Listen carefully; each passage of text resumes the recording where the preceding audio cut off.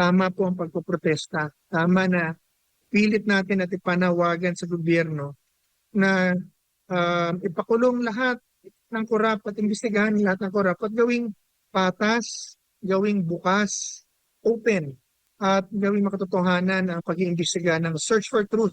Ilayo muna at ihiwalay ang politika sa ating paghahanap ng katotohanan. So, ito rin po ay panawagan na this time nakita natin ang ating mga kasamahan, mga kapwa Pilipino, ay nandun na po sa EDSA. Sir, ano po ang nakikita nyo po dito sa panibago na namang pagtitipon po? Same pa rin ang panawagan sa mga nakalipas din ng mga pagtitipon? Oo, kaya nga po, tumitindi ang laban or ang pagkakadismayan ng taong bayan sa nakikitang reaksyon at aksyon ng gobyerno laban sa korupsyon. Ang dami nang expose, ang dami ng mga itinuro. Pero ang nangyari, kung sino yung nag-expose at nagtuturo, yun po ay pinakukulong. Samantalang yung mga itinuturo ay nananatiling pinoprotektahan. Yun po ang nakakabahala at saka nakaka-disappoint. Kaya mga tao nagagalit na at saka yan, nasa kalsada na at makikita mo naman sa Facebook, sa social media, ang disgust ng tao sa ginagawa ng pamahalaan na talagang gusto ng lumalaban na gusto matakot, lumalaban na. And papasalamat tayo, tuloy tayong papasalamat sa mga tao at grupo na hindi nagpapatakot sa pamahalaan natin sa ginagawa ng pang-abuso ng kapangyarihan at pagkatakipan, injustice. Kumbaga, selective. Yung mga kakampi, kahit may kasalanan, poprotektahan, tatakutin ng mga congressman, tatakutin ng mga senador ng kaso, ikulong, pagka hindi sumali sa gusto ng Malacanang o pagpigil ng flood control. So, kaya po, yan po ang nakikita natin and I hope na patuloy na magising ang mga Pilipino at magsama-sama gaya ng panawagan ngayon sa EDSA. Isa tayo Katoliko, Iglesia ni Cristo, Born Again Christians, KOJC, Muslim, o kahit wala kang relihiyon, magkakasama at dapat magkaisa tayo sa laban kontra korupsyon, walang kulay. So nakikiisa po tayo sa panawagan sa bayan na magsama-sama tayo ngayon at pumunta ko kayo ng EDSA upang ipakita ang inyong pag-ibig sa bayan at pagtutol sa mga pang-abuso at korupsyon ng gobyerno at nawa ang pamahalaan po ay makinig sa panawagan ng taong bayan na ito dahil sa totoo lang, marami pang gustong pumunta pero marami natatakot. In fact, lahat ng ating mga kasamahan, puro nakasuhan na. Samantalang yung talaga nagnakaw ay patuloy na malaya. Yan po ang nakikita ko sa ating sitwasyon. Opo. Sa tingin nyo po, ano pa kaya ang kulang? Nakukulangan ang taong bayan sa hakbang ng gobyerno dito po sa lalo na sa issue ng paglaban sa korupsyon sa kabila po ng pagmamalaki at pagmamayabang ng gobyerno na nag-umpisa ang investigasyon, malalimang investigasyon daw dito sa flood control anomaly, Ginong Greco? Simple lang po, sirs, yung katotohanan. Dahil, gaya ng sasabi ko, mga kinakasuhan, puro kalaban, puro nagsasalita laban sa gobyerno, laban sa korupsyon. Si Senator Dante Marcoleta na nanguna sa napakagandang investigasyon, Senate investigation ng Blue Ribbon Committee sa flood control. Ngayon, pakukulong na rin. Si Mike Defensor na nagbo-volunteer na dalhin ng mga witnesses. Ngayon, ipakukulong na din. Tapos yung mga itinuturo ng mga sundalo, ng mga dating sundalo, 18 soldiers na nag-deliver na mali-maliit ang pera, pati daw sa Pangulo, sa mga senador, sa mga congressman, sa mga sekretaryo, kinakasuhan na rin po at ipakukulong din po.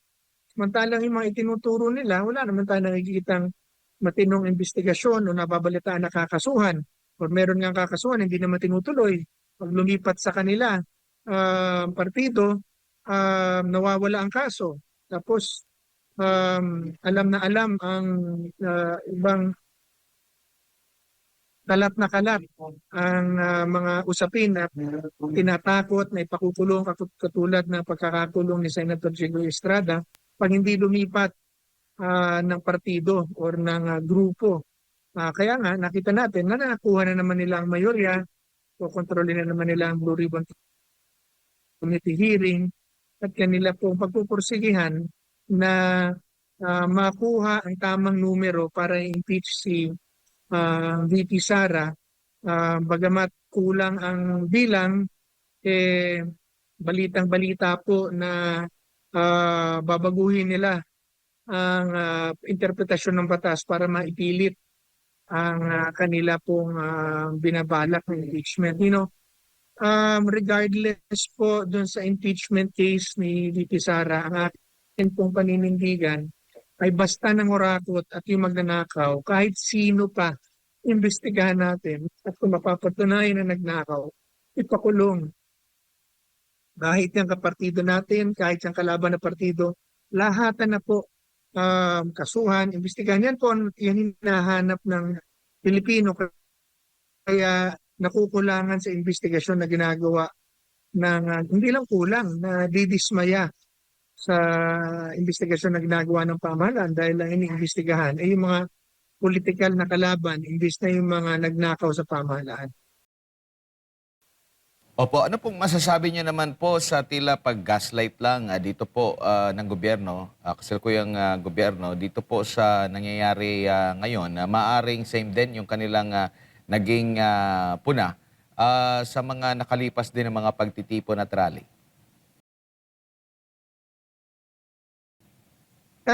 Yan po ang nakakabahala at nakakalungkot sa ginagawa ng pamahalaan na hindi pinapansin at ngayon po balitang-balita na pinitigilan pa yung ibang mga taong parating, binablock daw ang North and South Expressway para sa mga dadalo pa at talagang kumbaga red alert ang kanilang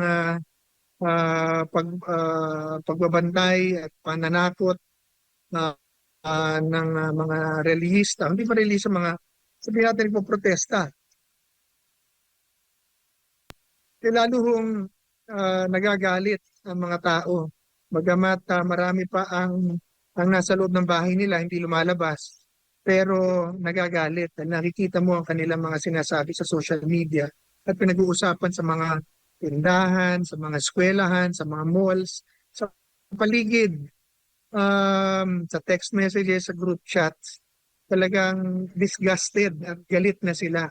Yun lang, talagang marami pong natatakot. Pero ganun pa man, kung kayo po ay nakikinig sa akin ngayon, ito po talaga ang pagkakataon at panahon na kailangan nating tibayan ng ating kalooban at makisama tayo sa mga protestang ito dahil tama po ito.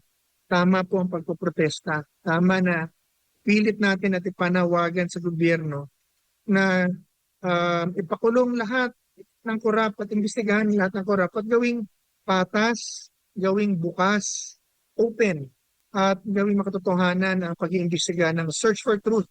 Ilayo muna at ihiwalay ang politika sa ating paghahanap ng katotohanan. So, ito rin po ay panawagan na this time nakita natin ang ating mga kasamahan, mga kapwa Pilipino, ay nandun na po sa EDSA. So, tatlong araw or mahigit na rally po yan ang balak niyan. So, tomorrow, pumunta ho tayo. Susunod na araw, dumalo ulit tayo. Because this is a peaceful rally, peaceful protest na karapatan na binigay sa atin ng ating saligang batas na kung ating bibitawan o kakawala na naman ng pagkakataong ito, 2 taon pong pagdudusa na naman ang aabutin natin.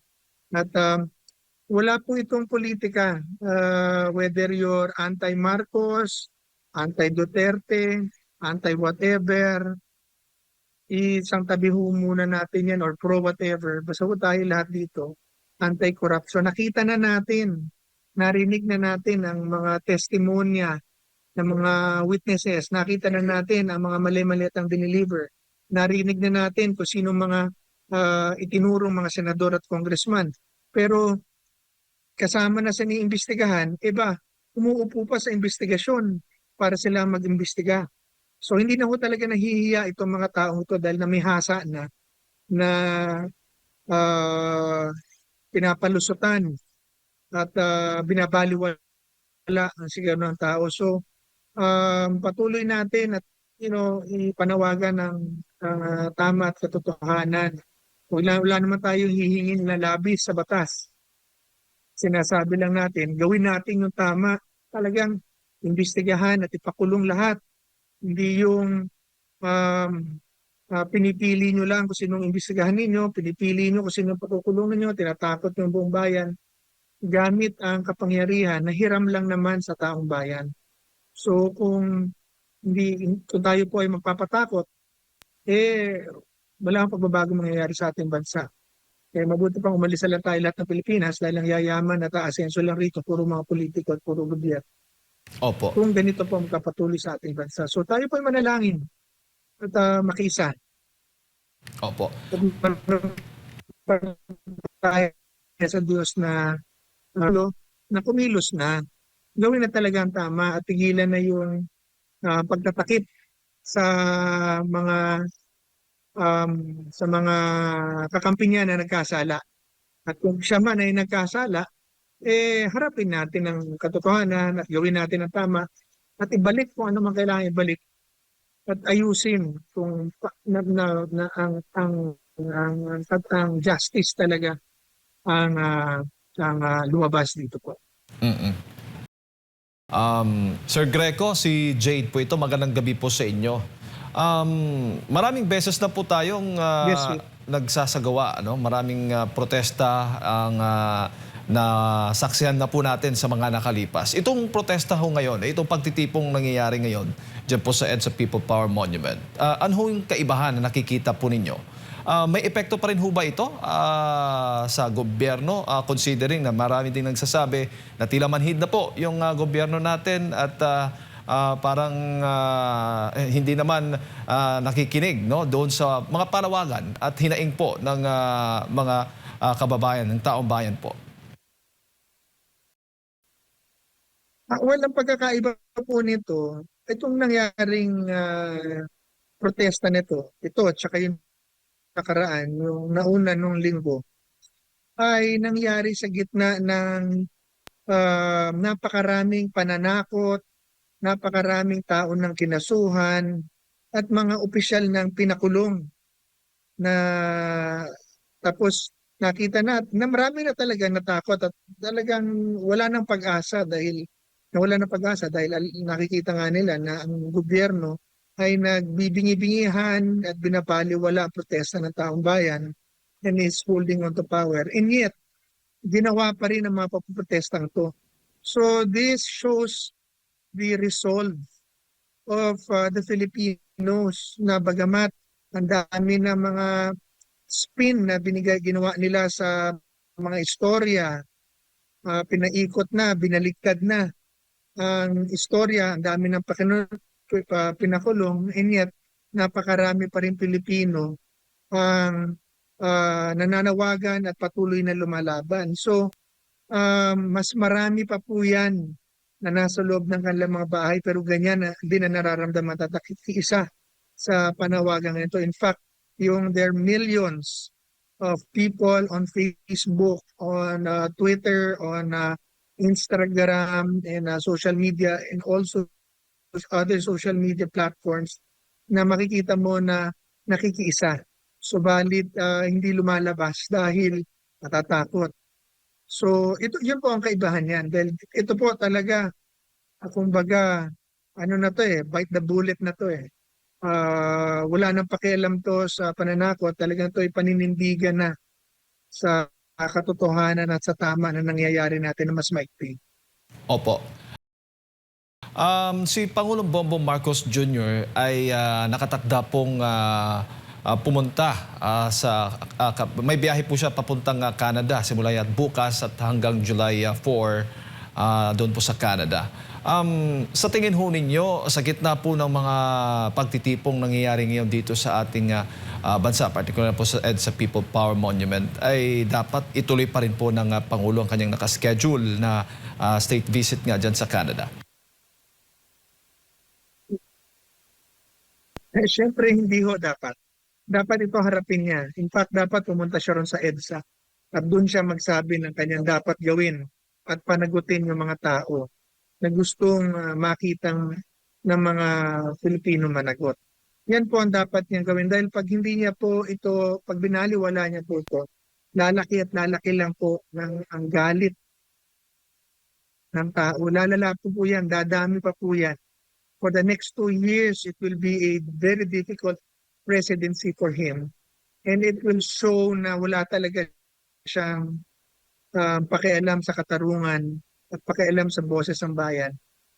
Itong rally po na ito at maprotesta nakikita natin ay hindi na lamang rally ng isang relihiyon. Nakita natin nauna na yung mga Katoliko, nauna na yung mga born again Christians, tapos ngayon nakikita natin INC. And then all those times, nandun din po yung mga Muslim, nandun ang KOJC, nandun po ang mga, pati yung mga walang relihiyon, nandun na rin po lahat, pati mga komunista, so mali na rin po lahat. You know? So ano pa ba ang elemento na wala doon? Nandun na po ang puso at isipan ng po Pilipinas, libo-libo na po ang nandyan. Posible ho mag-milyon-milyon yan. So pag ito po ay binaliwala ng Pangulo na naman, lalaki ito, lalala po ito, it will show na wala talagang pag-asa ang ating bansa. And pag dumating po sa punto na naramdaman talaga ng Pilipino na wala ng pag-asa ang ating bansa, baka sila na po talaga I mean they might, they may really put the law,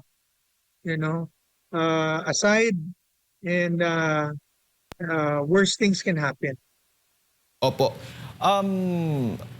Sa pamamagitan ho ba ng rallying ito, nakikita ho ba ninyo, Sir Greco, na mape-pressure po o maaabsuelto po ang isang individual, sa kaso ito si Senator Marcoleta, doon po sa nakatakdang pagsasampa po ng kaso laban po sa kanya?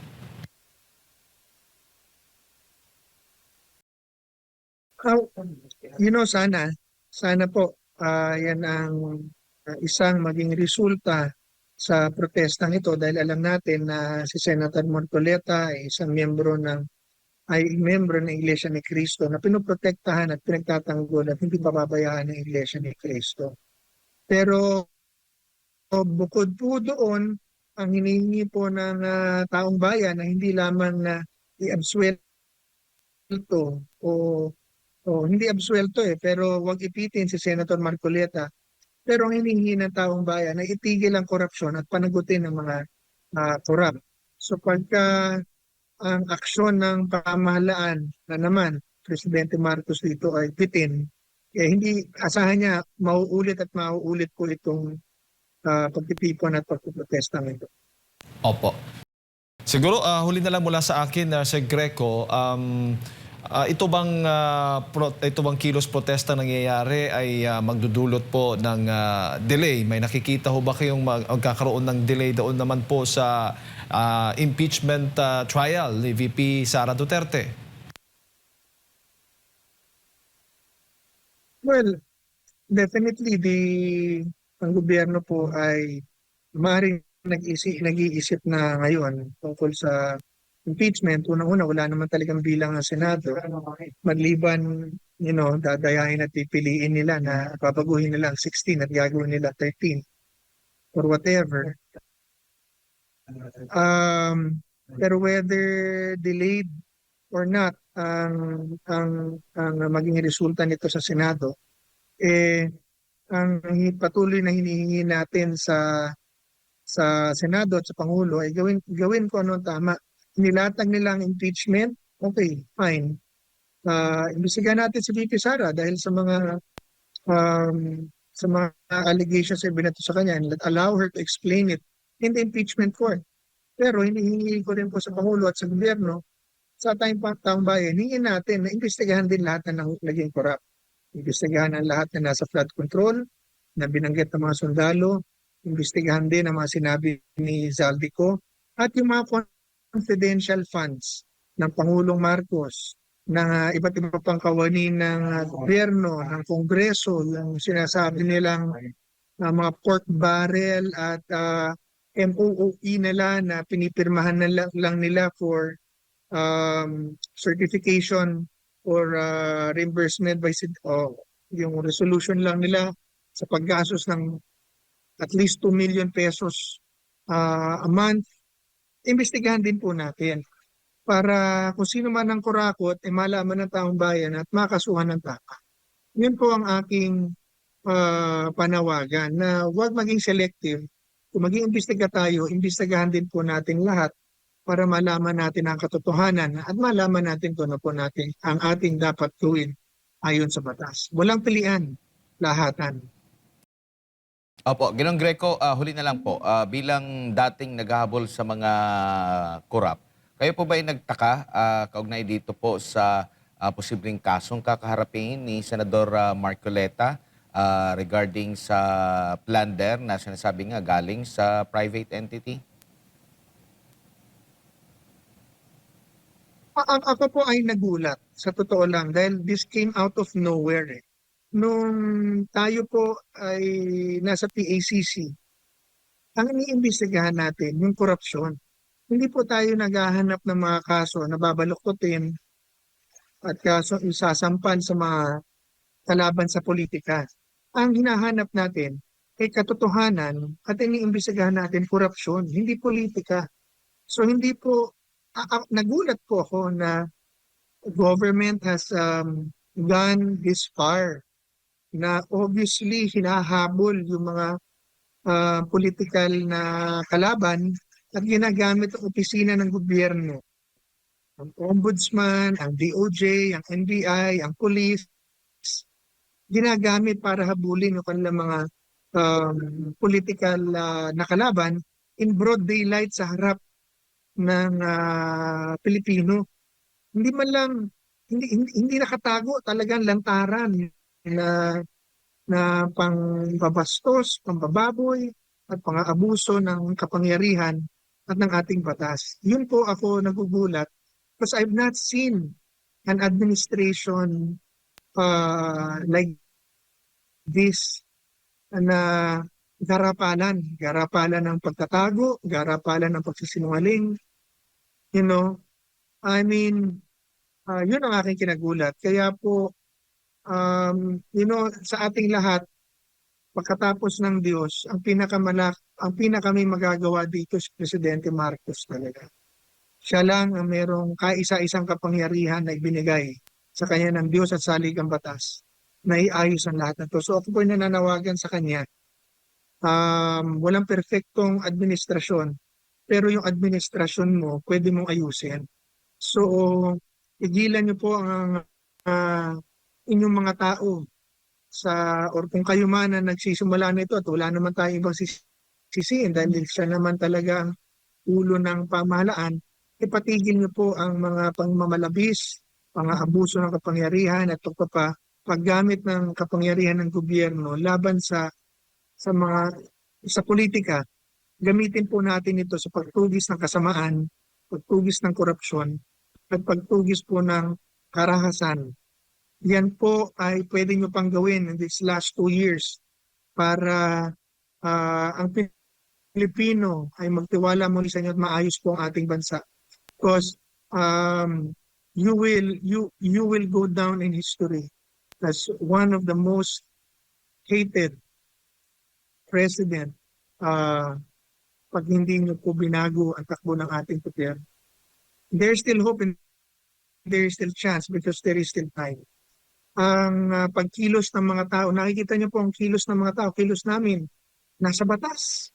Protesta, expose, nasa batas. Wala ho nagre-rebelde, wala nananawagan ng rebellion, nagpuprotesta ng maayos. Ibig sabihin meron pang pag-asa pero manipis na, napakanipis na ng pasensya na natitira sa Pilipino at hindi ho natin alam kung ano ang kasunod nito pagka hindi niyo po binago ang takbo ng ating